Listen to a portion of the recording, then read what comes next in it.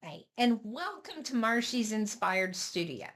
I'm Chef Marshie Morgan, and I've been teaching food safety for the past 30 years.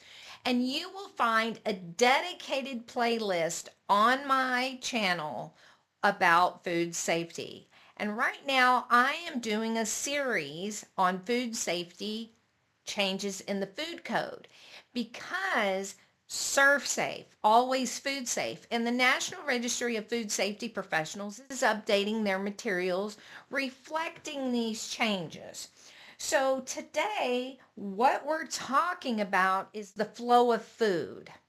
Now, if you go to my website, I have a resource for you called the Storage Guide, right? And it has the cooking temps with it and the storage guide of how you're supposed to stack your cooler. I highly recommend you get it. My students have been asking me for years for it. I finally made it. Okay, so here we go. And one of the changes that you need to be aware of, and we don't think about it, is that the unwashed fruits and vegetables cannot be in the same place as the ready to eat fruits and vegetables. You have to keep them separate. So throughout the flow of food, you have to be cognizant of cross contamination. So let's say you've got lettuce that's come in the produce box. And you know from doing cold prep that little worms get up in those lettuce leaves. And that's why we rinse those off, right?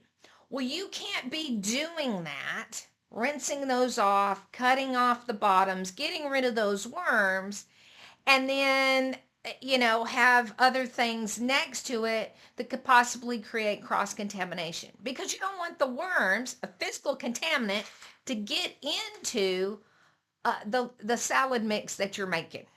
Does that make sense? If it does, give me a thumbs up, right? Now,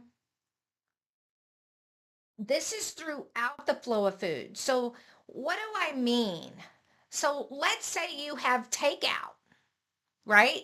Chicken is always on the bottom, right? So let's say the food is already prepared, it's already being ready to go out the door. You have to think about how you're packaging your food to go because they want you to do this throughout the flow of food. So in the bag, your chicken meals are going to be at the bottom, then your beef, then your fish, then you're ready to eat. So you have to follow those principles. That's why that guide I created, um, you can get it on my website, mmbizsolutions.com, is a great resource for you because you need everyone to understand how to stack in the cooler, in the freezer, in the to-go, the doggy bag. You have to do it throughout the flow of food. This includes the delivery. So let's say they've got milk and they've got it, they've got crates of milk, but then they started stacking stuff on top of that milk. Is that right? No, it's not. So you've got to make sure that your employees know how to stack that cooler throughout the flow of food. So I suggest you go pick up that resource.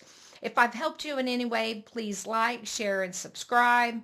And check out this next video in the series. Bye. The flow